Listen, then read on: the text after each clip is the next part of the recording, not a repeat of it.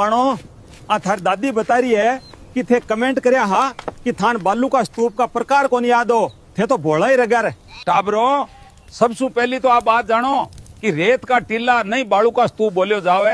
अब कमेंट में दादाजी ऑन टॉप लिख देना।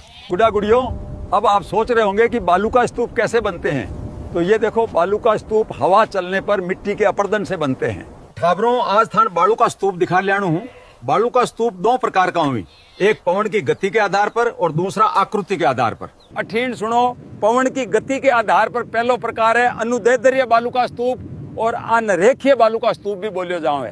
बेटा जी, अनुदैर्ध्य बालू का स्तूप सबसे ऊंचे बालू का स्तूप ही, और ये तो जैसलमेर और बाड़मेर में सर्वाधिक पाया जावे ही। बावड़ा की तरण्या के देखो हो, पवन की गति का आधार पे आगलो बालू का स्तूप अवरोध बालू का स्तूप है। टाबरों आ देखो मरुस्थल में झाड़ियां का अवरोध के कारण बनया बालू का स्तूप अवरोधी बालू का स्तूप कहलावी ही। टाबरों दादा की एक बात और याद रखजो, अवरोध बालू का स्तूप पुष्कर, नागपाड़, जोबनेर और सीकर में देखने को मिलते हैं। राम राम भाई सारे हैं ना।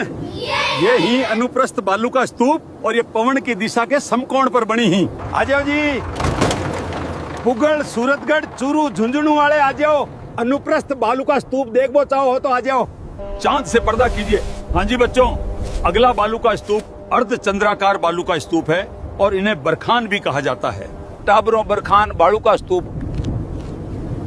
नीम का थाना, लोणकरणसर और डीडवाना का माइन सबसे ज्यादा मिले। अरे बेटी का बापो, ए बालू का स्तूप तो बहुत तेज दौड़ रही, इको मतलब बरखान सर्वाधिक गतिशील बालू का स्तूप है। टाबरो थारी दादी का फोन आयो है, बिन मेरी याद आ रही है, तो थान आकृति का आधार पर बालू का स्तूप अगला वीडियो में दिखाऊं।